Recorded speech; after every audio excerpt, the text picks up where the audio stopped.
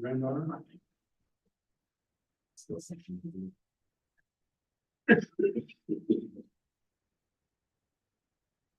Oh, the turkeys were looking at. I remember watching her. Okay, when you're ready. Yeah. So I just remembered something. Those babies will be big stuff like that. Okay, we're going to reconvene our meeting after the executive session. The next item on the is approval of the agenda and approval of the minutes. Are there any changes to the agenda? No, sir. Okay, did anybody peruse the minutes? Is there a motion to approve the minutes? So moved. I'll second. It's been moved and seconded to approve the minutes of meetings 6-24 and 7-24. All in favor, say aye. Aye. Any opposed? Motion carries. It's time for public comment. I believe Mr. Williams and maybe some others. John, do you want to start us out? I can't, Mr. Chairman. You just want me to stand up? Yeah, we're a little informal here today, so just right there is fine. Okay. Morning, Mr. Chairman, board members, Director Weaver. My name is John Williams with the Bonneville Power Administration, and I have an update for your meeting today.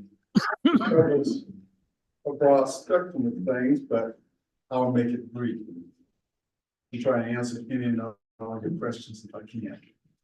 Talk about the fish. Record sockeye runs continue despite heat wave. This year's record sockeye run in the Columbia Basin continues to grow and make its way to the hydro system despite an extended heat wave bringing record high temperatures to some locations. On July 18th, just under 750,000 sockeye had climbed the ladders at Bonneville Dam, exceeding the prior year record by more than 130,000 fish. Data from the Fish Passes Center. The run includes 3 separate stops from the Snake, Wenatchee, Okanagan rivers. The endangered Snake River stock is by far the smallest. As of July 17th, an estimated 1,700 Snake River sockeye have passed Bonneville Dam.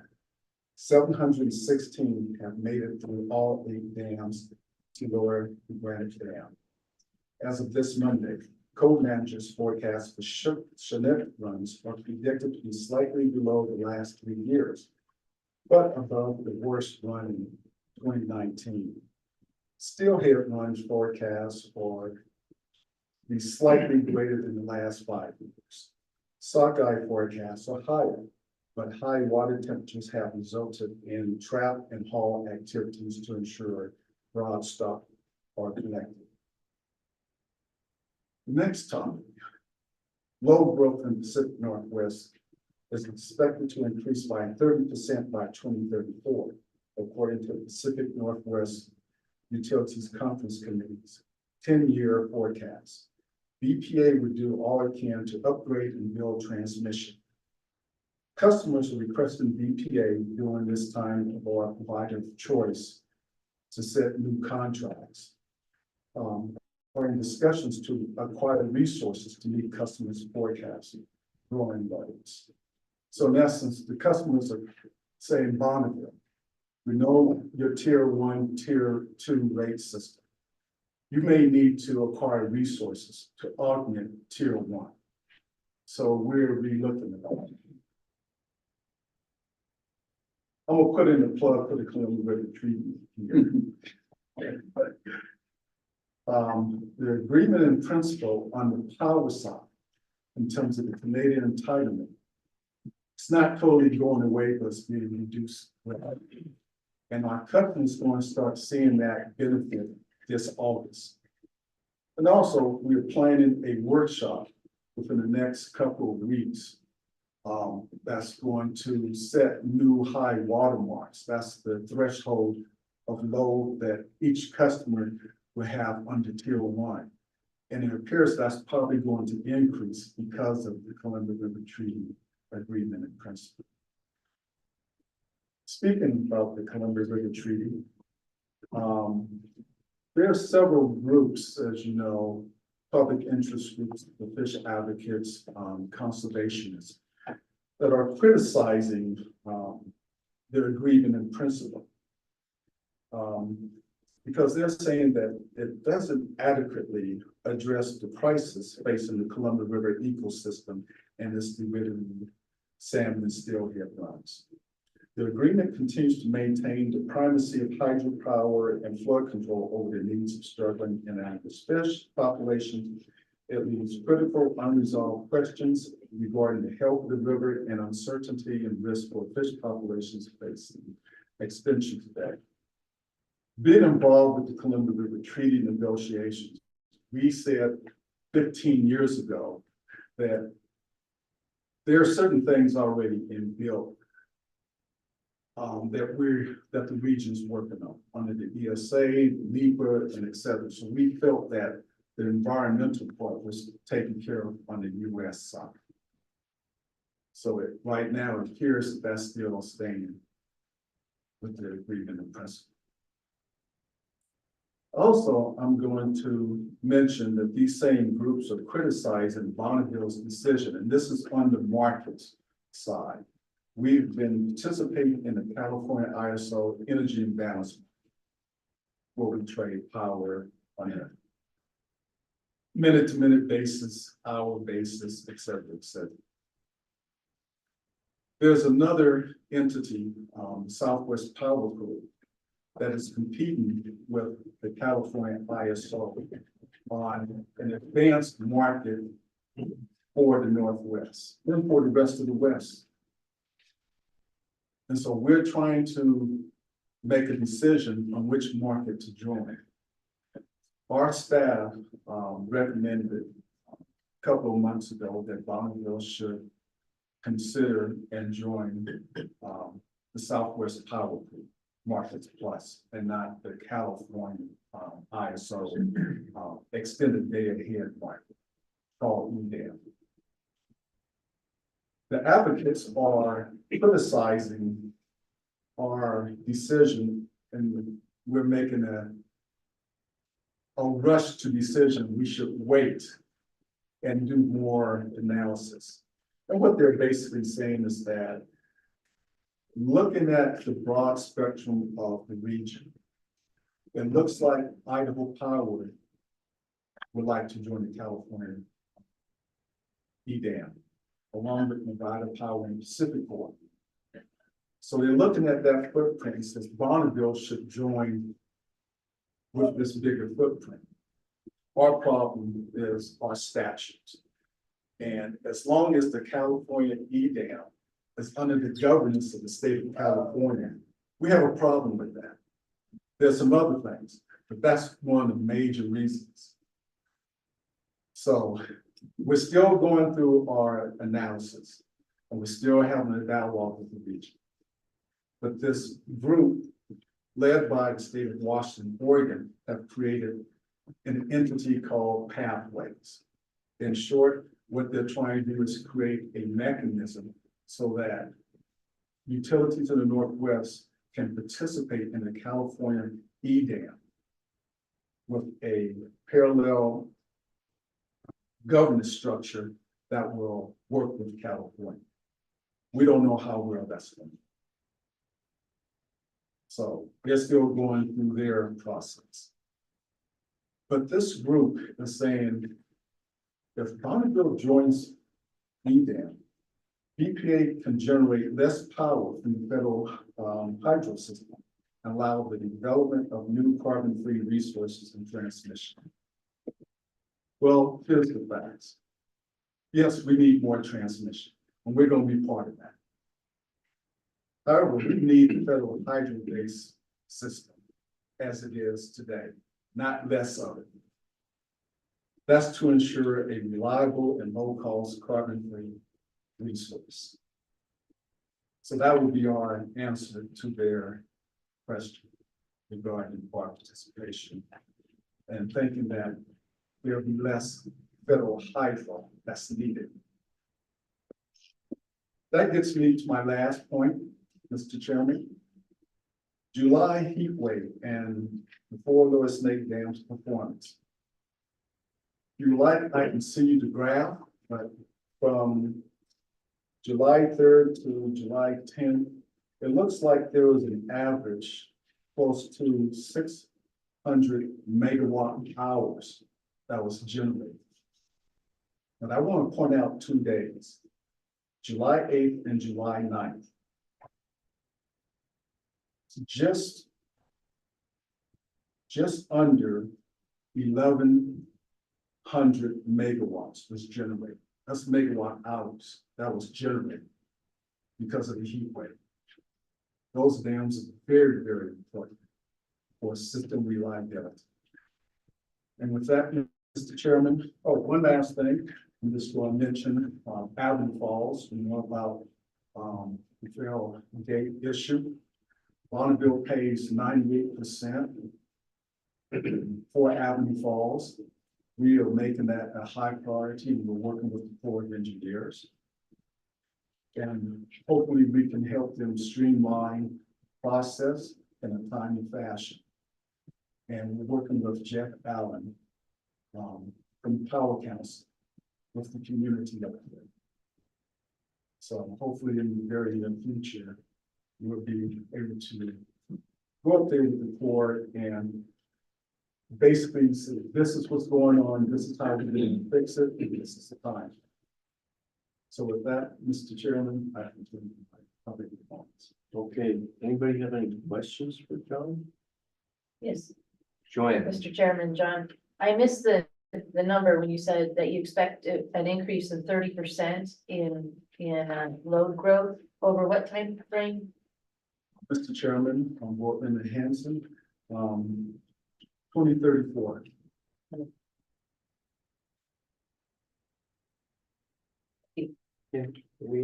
Just in time for the solid. Thank you very much, John. Appreciate you attending and giving us these updates on what's going on in PPA. Was there anyone else who signed up for public comment? Claudia? You're okay, kind of wherever you are. Yeah, you're fine.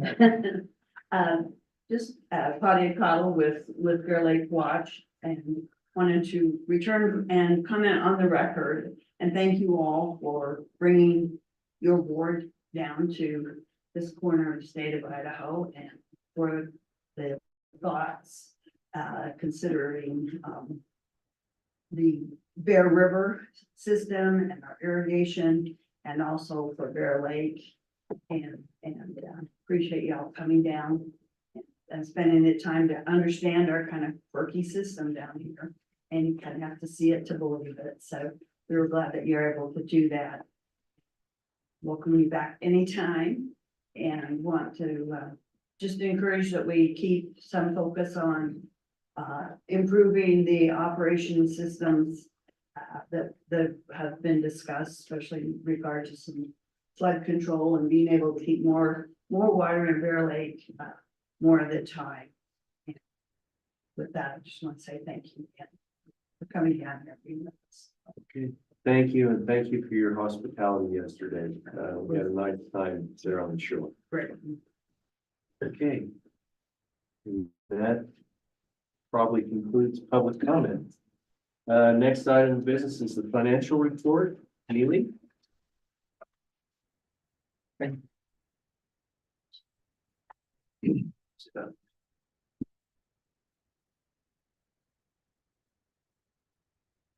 you, Mr. Chairman. It'll take just a minute to get my memo on the screen.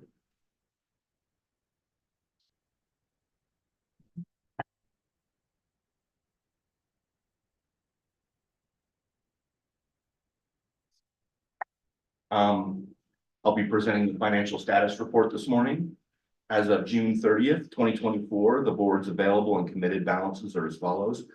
In the secondary aquifer fund, the board has a cash balance of roughly 34.6 million, a committed earmark but not dispersed balance of roughly 24.4 million, and an uncommitted balance of roughly 10.2 million.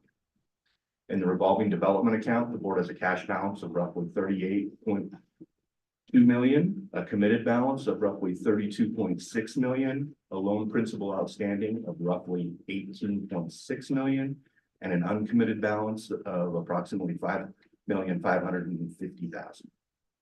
In the water management account, the board has a cash balance of 293 million, a total obligated funds of approximately 178.4 million, and an unobligated funds of roughly 114.7 million.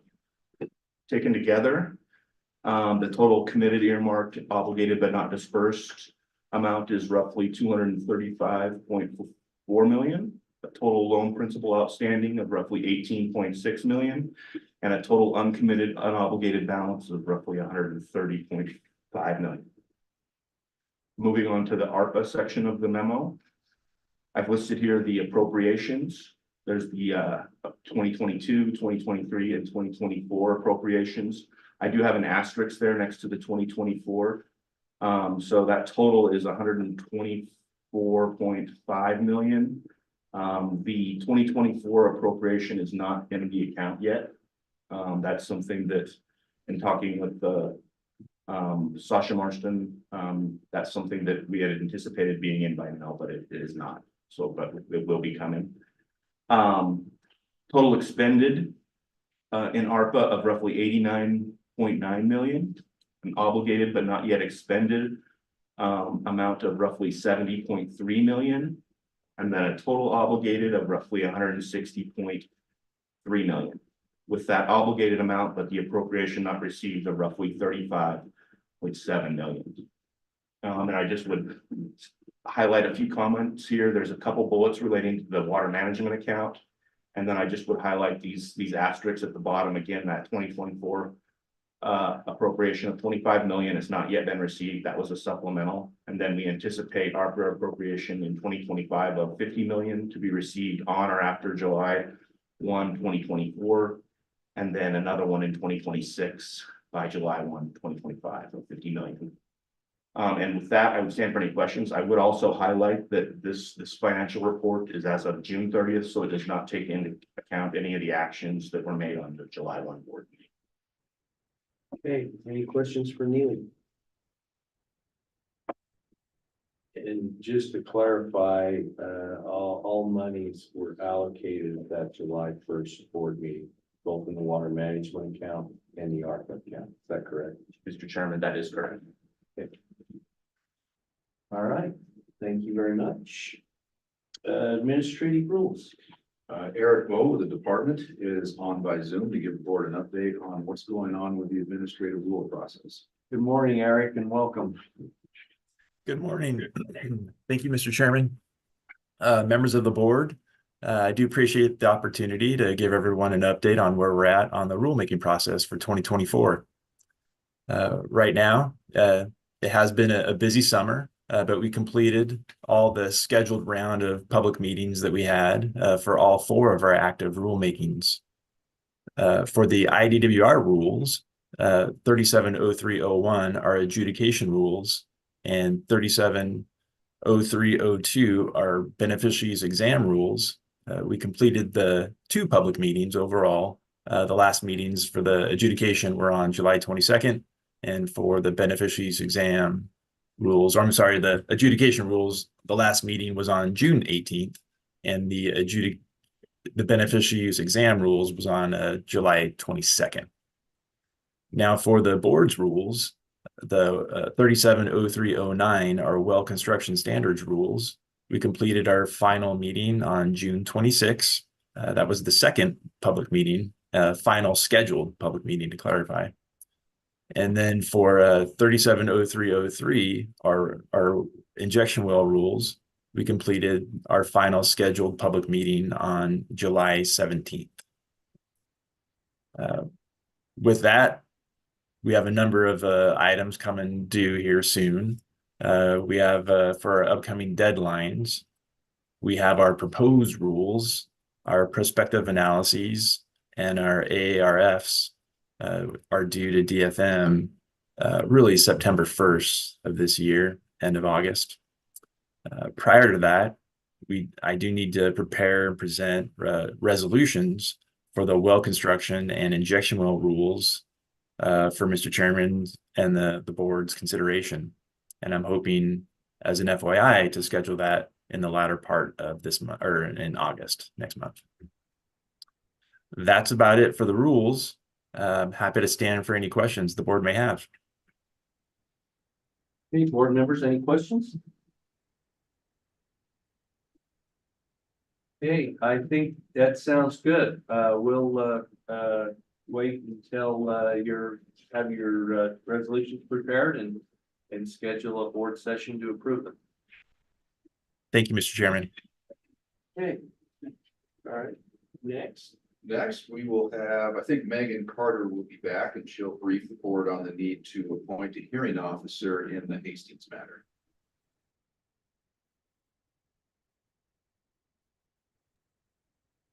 Welcome back, Megan. Yeah, good to be back. So this is a stream channel alteration matter that has had several things happen throughout the course of the many years it's been going. It went up to the Idaho Supreme Court, arguing that the department could no longer enforce. The Supreme Court said the department can, and so now we're back before the agency, and the Stream Channel Protection Act says that any hearing on a permit needs to be before the board. And so here I am asking for you to appoint a hearing officer. Okay, what's the process for doing that? So the Attorney General's office has arranged an independent hearing officer to act in this matter.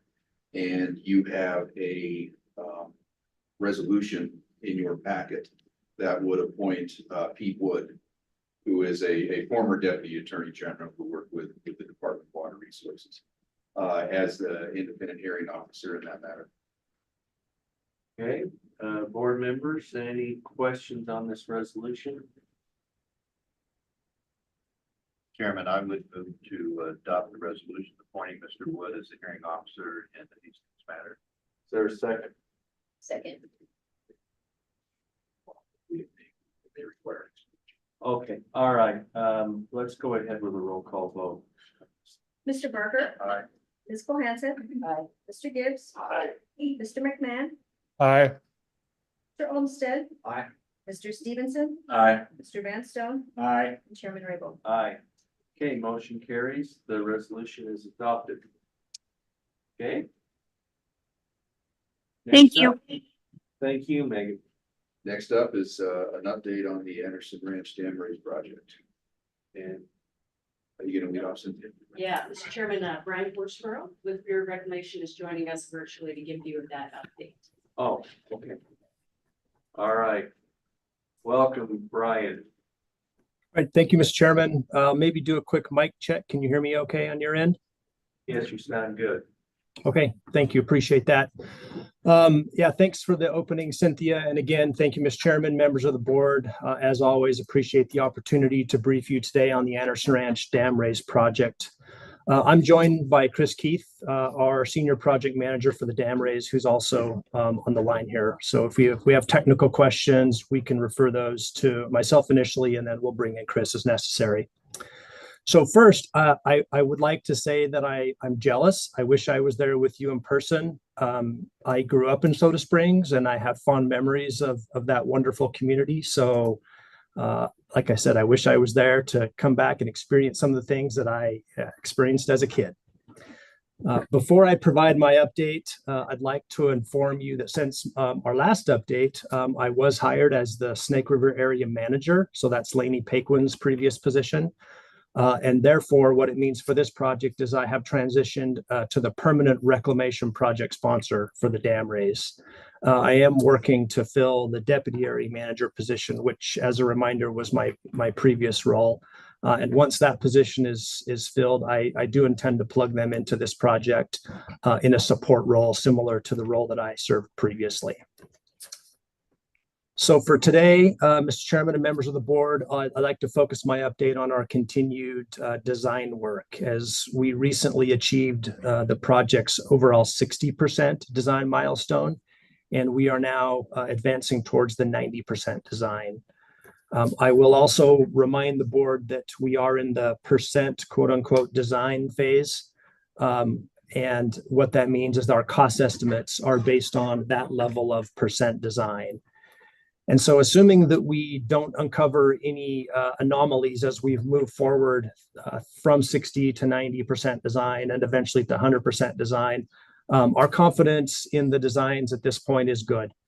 There will, of course, continue to be refinements as we move towards 100% design, but we're approaching the level of designs where we're feeling more and more confident about the solidity of our designs in the long term. I'll also remind the board that the percentage of necessary contingency costs lower as we move through the percent designs. And I know this was a question that was asked at the last board meeting, but I'll just remind the board again that we currently have a 20% contingency cost built into our cost estimates. So with respect to the dam raise components at this level of design, the spillway modifications will still be a concrete overlay, mostly like what we proposed at 30% design. So not a lot of changes there. We will still place an upstream earthen coffer dam that will be part of a temporary bypass road to maintain public access during construction. So again, that idea has not changed. And then some existing spillway components will need to be demolished, and then a new concrete overlay section will be constructed over those existing spillway components. And along with this, again, as we've mentioned, we will need to fabricate and install new radial gates to fit the overlay and to maintain the existing spillway capacity. With respect to the rim projects, internal and external review of the 30% designs resulted in several changes to the projects, and I'll just quickly go through some of those changes.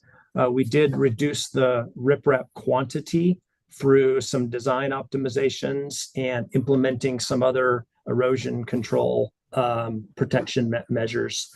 And then we also aligned our riprap design with the Idaho Transportation Department specifications.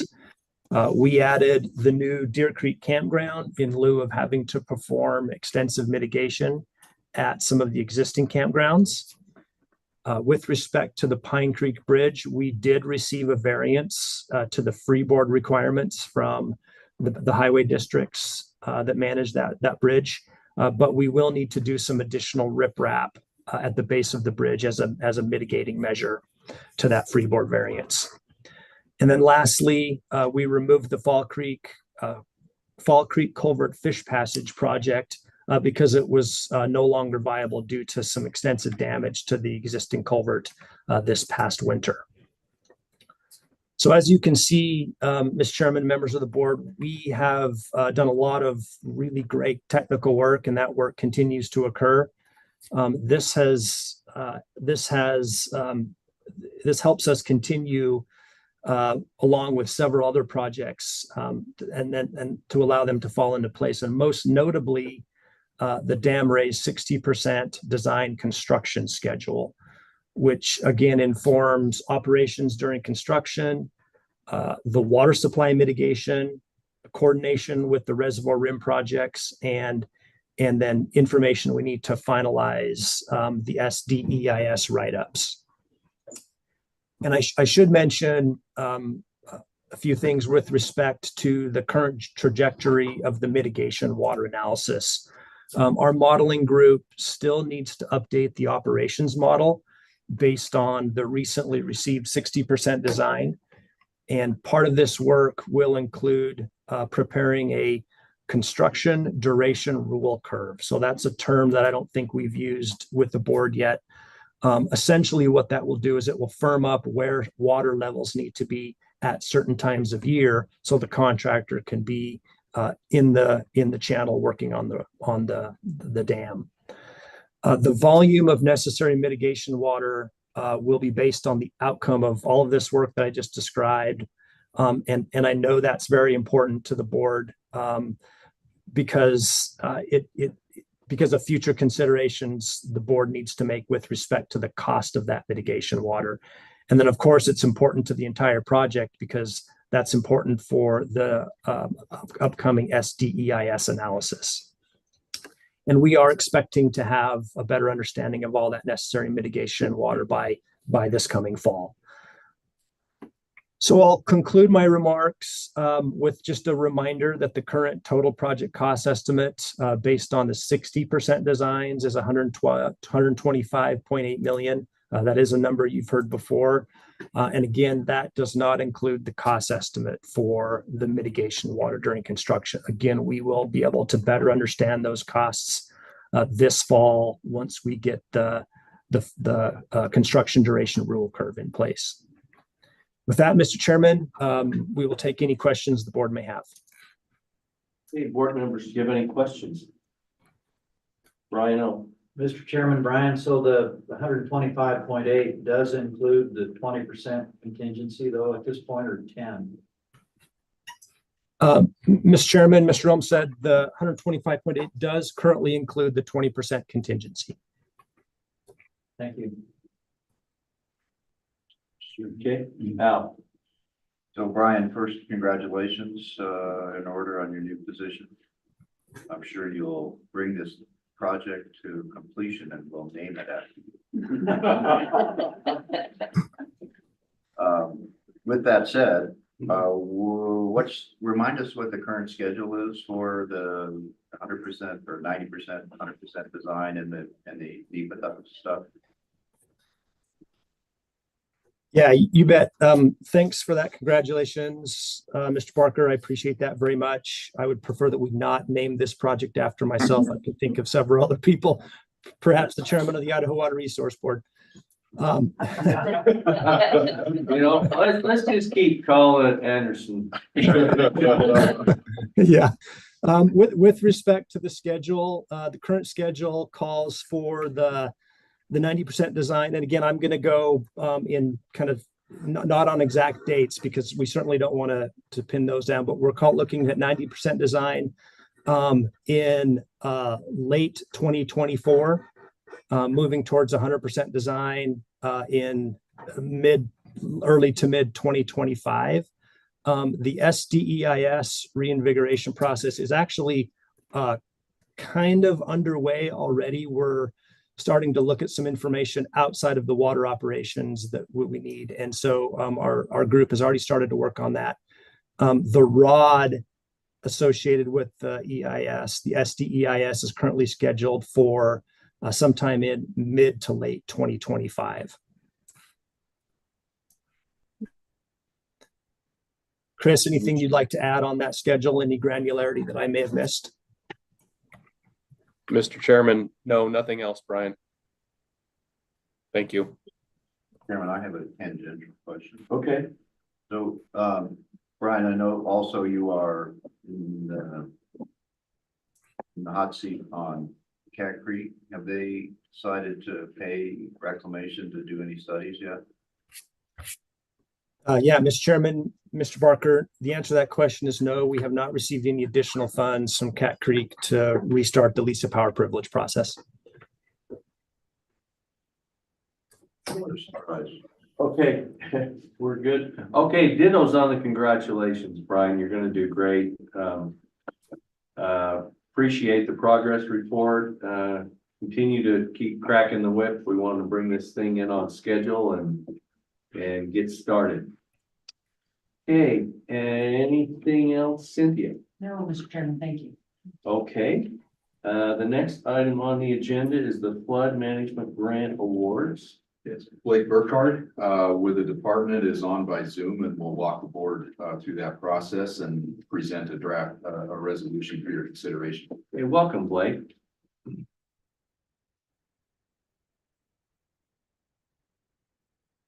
I think you're on mute, Blake.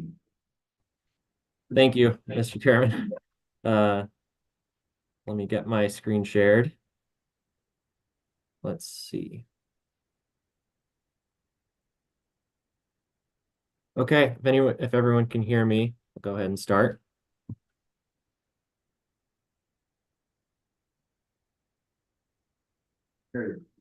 Oh, I'm sorry. Yeah, we can hear you just fine. All right. Thank you, Mr. Chairman and members of the board. In a moment, you'll be asked to consider the resolution to award fiscal year 2025 funds to the flood management grant program applicants. As an early disclaimer to the participants and to the people listening, these projects were discussed at length by the Finance Committee on July 12th, 2024, and the committee recommended funding or approval of the funding to the board. So 10 projects were submitted by the June 7th deadline, and they were evaluated according to the criteria adopted by the Water Resource Board. These projects were submitted in districts 1, 2, and 4. The map on the left shows where these project locations are in regards to the districts, and the table on the right is color-coded for these projects' locations, and it shows the total project costs and the funds requested. The total funds requested comes out to $702,303.50, which is below the $1 million budget. And my final slide here just shows the scores that the entities earned for their applications and the rankings that were assigned by the water board staff. So representatives from the entities were invited to participate in this meeting if there are any additional questions that came up, but overall, staff had recommended funding of all the projects that had been submitted to the Finance Committee, and the Finance Committee had recommended approval of funding to the board. If the board or any participants have any questions right now about the projects, we can take a moment to discuss these. And after that, I'll move on to the draft resolution. Any questions on the project from board members? Okay, I think we're good to go, Blake. Okay.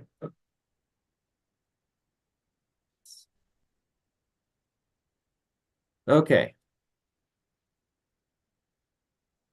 So this resolution or draft resolution starts with some program background and documents that the flood management grant program has funds allocated from the general fund to the water management account fund for the awarding of grant money on a competitive statewide basis. And the last two whereas sections documents that the applications were received prior to the deadline, and that the Finance Committee recommended that the board approve flood management grant funds or awards as specified in attachment A, which I will share.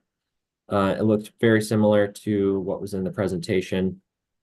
Let's see. And it is also in the meeting notes. Meeting materials, sorry. So the first, therefore, was drafted after some concerns were raised for the City of Nampas project, the drain recharge and floodwater storage study regarding its potential to overlap with some existing board projects. The Treasure Valley Managed Recharge Feasibility Study and the Boise River Management Tool.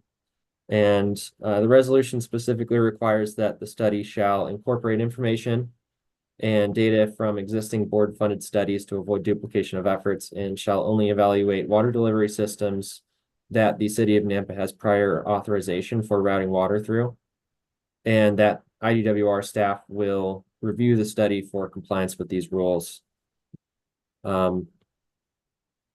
The rest of the resolution is standard for board grant programs, just saying that the future contracts will contain standard board contract language, and that the Water Resource Board authorizes its designated representatives to execute the contracts. And for that, I will stand for your consideration. Okay, any questions on the resolution? Mr. Chair, Yes. Blake, on line 28. It says the study shall evaluate only canal systems. Do we want to make that more broad? Oh, Mr. okay, Chairman. never mind. Oh, okay. Yeah, I got some earlier feedback and got that line changed to water delivery systems. I was looking at the PDF copy. Thank you very much. Thanks. Okay. Any other questions on the resolution? Mr. Chairman, I'll move that we approve this resolution on the flood management grants. Okay, is there a second? I'll second that motion. Okay, it's been moved and seconded to adopt the resolution. We have a roll call vote. Jennifer. Yes, Mr. Barker, Aye. Ms. Cole-Hansen, Aye. Mr. Gibbs, Aye. Mr. McMahon, Aye. Mr. Olmstead, Aye. Mr. Stevenson, Aye. Mr. Van Stone, Aye. and Chairman Raybould. Aye. Motion carries. Okay, thank you, Blake. Thank you. Okay. Next up. Next up will be the groundwater to surface water conversion projects grant program criteria, and Neely will present that. Thank you, Mr. Patton. Good morning again, Mr. Chairman, members of the board. Yeah, I'll be presenting proposed criteria for a groundwater to surface water conversion grant. As a little background, you'll recall on July 1, the board modified its spending plan for the water management account. And in that modified spending plan, the board allocated $20 million for a potential groundwater to surface water conversion grant. So staff worked on a criteria and presented that to the finance committee on July 16th. The finance committee made some comments. Staff has incorporated those comments and brought that draft criteria back for consideration by the full board. And then attached to my memo, I have the proposed criteria as well as a resolution. I'll just briefly jump to that criteria and just highlight some key points here. We talk about what are eligible projects. These are projects that are located in eligible geographic areas that propose to convert groundwater to surface water irrigation. We make a reference here to both hard and soft conversions. Hard conversions are preferred, and the staff is proposing that there would be a higher cost share, a higher grant percentage for those that are hard conversions. Eligible entities, we basically laid out groundwater districts, irrigation boards of control, canal companies, and that individuals may apply through one of those entities, but individuals wouldn't be able to apply as a standalone. Then in that eligible geographic area, this grant is intended to be a statewide grant, and that it would be eligible for grant funding if you're in basins that have been designated critical groundwater areas and groundwater management areas. The grant award limit is up to $5 million per application. And here the board does reserve the right to fully allocate that budget. And the board, as I mentioned before, is setting aside $20 million for this effort. And just briefly, that the board grant could not exceed 50% for soft conversions or 75% for hard conversions.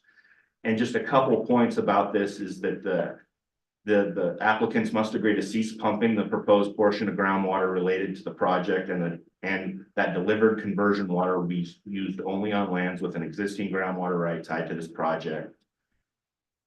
Conversion projects are required to be at least 80% efficient.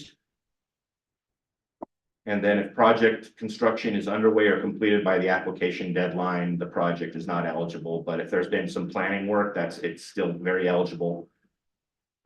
Staff is requiring various items that are very similar to what we require for other grants.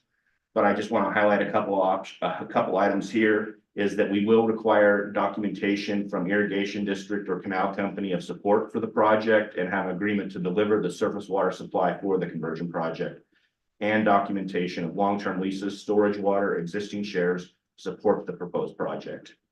And that documentation should address the term of the surface water delivery agreement and how often that water will be available.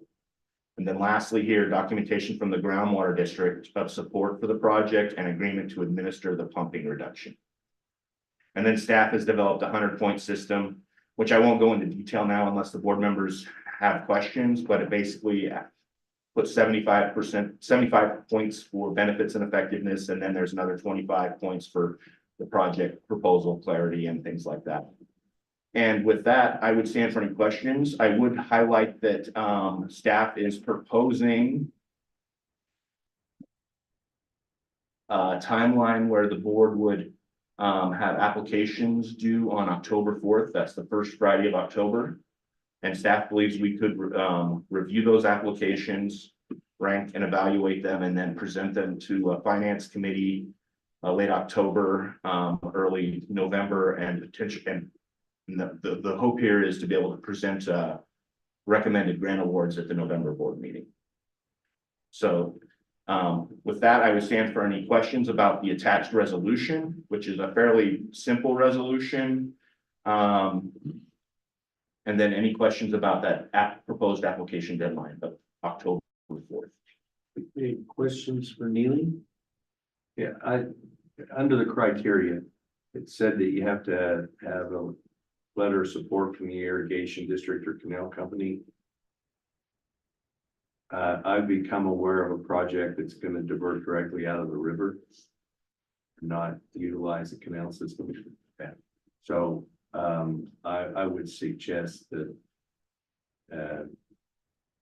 that's fine if the applicant is using a conveyance facility that they have support of the project.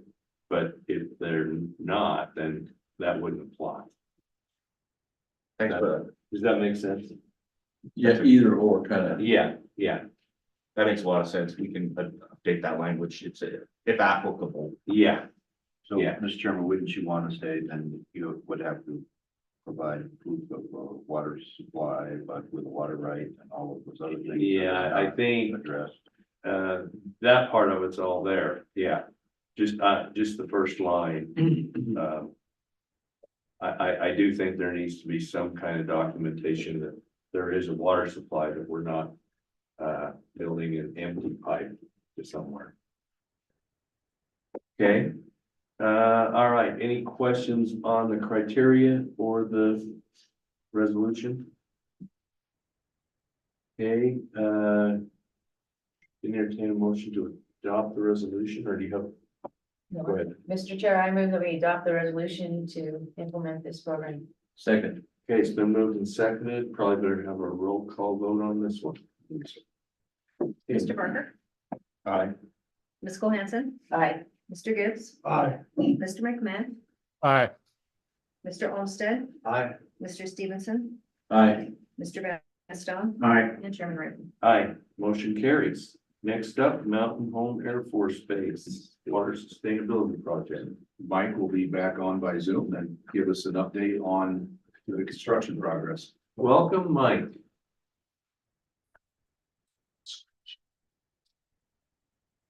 We can't hear you. We don't have sound, Mike.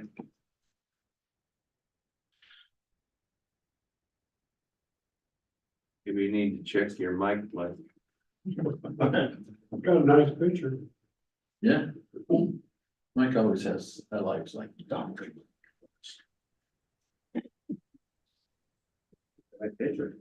Okay, can you hear me now, folks? There we go. Yep, Yes. you're Okay, just fine now. okay. Hopefully you can see my screen. Yes, we can. And so, Chairman Raybould, members of the board, I'm really happy to be here. Today's presentation is mostly good news, and there's really not any really bad news in it. So I'll give you that up front. So the project is currently on schedule and well under budget. So that's the good news.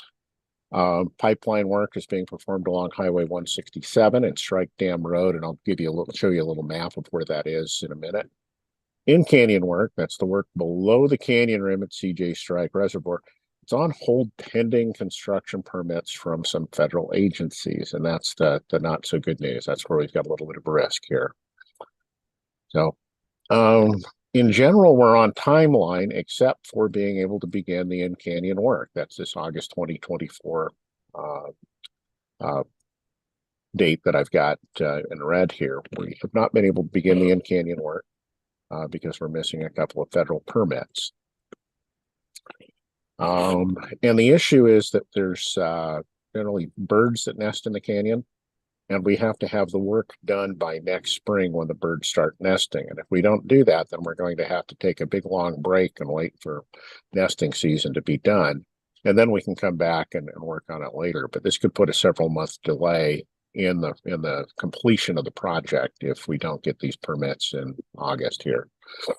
So that is that's the one risk that we've got coming up. So the last week when I made up the slides and made up my briefing memo for you folks, we had two permits that were outstanding. One was from the one was from the Bureau of Land Management, and the other permit that was still outstanding was from FERC. Since then, we've got the, and that was on Tuesday, we've got the Bureau of Land Management permits all complete. They're all done. So we're waiting on a FERC permit.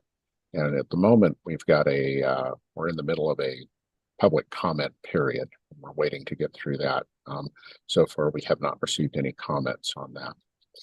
So, like I say, we're working on, we're working through the risks. We're working through different plans on how we can still do some work and do some workarounds.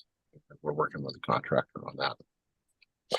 So any questions about risk to the project? Questions for Mike?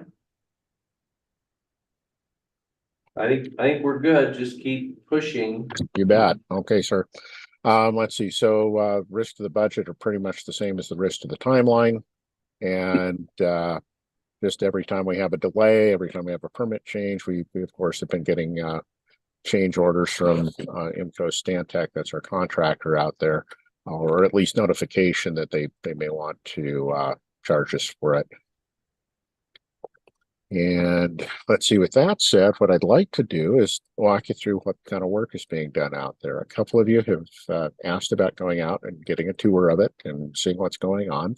And so I thought, if you do want to go out there, I'd like to show you what you're going to see. So give you kind of a preview. So as I'm sure you remember, the project starts here at the intake at CJ Strike. And it follows this blue line up Strike Dam Road up to 167 and then on into an entry point about 300 feet east of the base entrance, which is going to be the interconnect location. Most of what I'm going to show you is work that we're doing right here on Highway 167. By the way, this is Simcoe Road. Highway 167 is right around in here. So the first thing I'd like to show you is welding the pipe. And you can see this pipe here, and we've got an excavator that is picking up sections of pipe and bringing them into this machine here. I've got a better picture of it here in a minute. But this machine here, which is the pipe welder, this is plastic pipe that's being welded, and I'll show you how that works in just a second. One thing I'd like you to notice is that there's no trench here yet. They weld all the pipe, and then they're going to go back and dig the trench. They're going to fill the trench, and then they're going to put the welded pipe in, and that's kind of interesting to watch. So here's a better close-up of the pipe welder. This machine kind of just creeps on down until it gets to the splice that they want to make.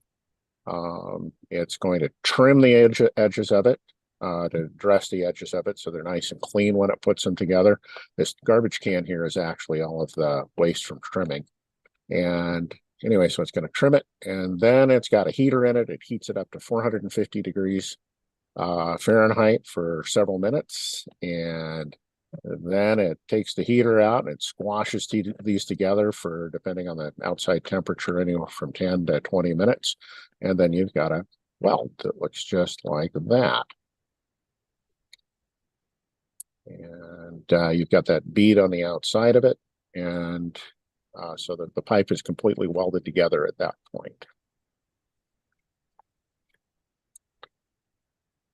Here's another piece. I was asked about how we're going to be putting this underneath the road. This right here is actually a pipe within a pipe. They're putting this pipe in this sleeve so that they can put this under Simcoe Road. Got a picture of the drilling under Simcoe Road here. This is you can see Simcoe Road right where it's matching or meeting Highway 167. This is actually a shaft that's rotating here, or going down into the ground. And they start off with a 5-inch bit, then go to a 12-inch bit, then up to I think a 22-inch bit, then up to the 32 to 36-inch bit that they need in order to actually finish putting the pipe underneath the road. This is all basalt under here, so it's all hard rock drilling that they're doing going under this. The liquid in here is drilling mud. It's the bentonite drilling mud that they use. And like I say, this is right up here at the intersection with Simcoe Road. And this is trenching. And I've got a little presentation I want to show you here. Let's see, it didn't like that. Try this. Can you see this? Yes.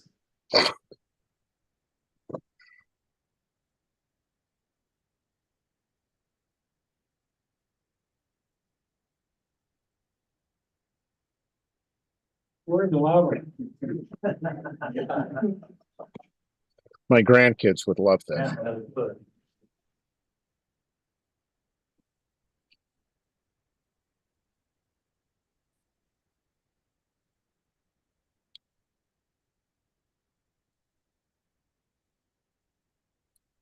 And that was the trenching operation. They've actually got 2 trenchers. This is the bigger of the 2. The other one's a little bit smaller. And this just keeps on going. When it hits hard rock, it just slows down a bit to go through the hard rock. And when the rock isn't so hard, it can go a little bit faster. As you can see here, this is all pretty soft in this area. It's right up next to the highway. And down a ways, you can see the excavator, and we've got actually 2 excavators. One is going through and it's putting this gravel into the trench. The other excavator up here is picking up the pipe and dropping it into the trench on top of the gravel. The gravel actually is used as kind of a bed for it in order to protect the pipe. And here's a little bit closer picture of that process of just picking up the pipe and dropping it into the trench. And that's the pipe in the trench. And you can see the gravel under it. That orange line is actually the conduit for the fiber optic that's going to connect the Mountain Home. At Mountain Home Air Force Base, there's a control room that they use for their facilities. And that connects that to the pump station so they can control the pump station remotely. Anyway, so this is, put this down here. They're going to put some more gravel on the top. And then they're going to compact the soil, put the soil back in and compact it. And really within, in some cases within a day, they can for a segment, they can do this entire thing. And you almost don't notice that it was there. The compaction is kind of interesting. They're using a neutron detector and I should say a nuclear detector. It's not just neutrons. They're using gamma rays too in order to determine the level of compaction and make sure that it's compact enough to do the job without squashing the pipe down here and damaging it. So they actually have a quality control program that they're with that. Any questions on construction details that are going on out there? Dale. Mike, how deep is the trench? The trench is minimum, the absolute minimum is 5.2 feet. So in some places, it's actually somewhat deeper than that, but the minimum depth of the trench is 5.2 feet. Thank you. Right now. Hey, Mike, how many miles of trenching have been done and how far to go? And might try to come next week and see. Mr. Chairman, Mr. Olmstead, keeping track of it is kind of, when I was last out there, they'd done 5 miles, and that was that was over a week ago. I think they're up to 8 or 9 miles at this point. They've done quite a bit. So there's a total of 14.4 to be done, as you know. So they're going pretty fast. Probably over halfway then by now. As far as that goes, they're over halfway. The work down in the canyon, of course, is its own project. And they, as I informed you earlier, they haven't really been able to start.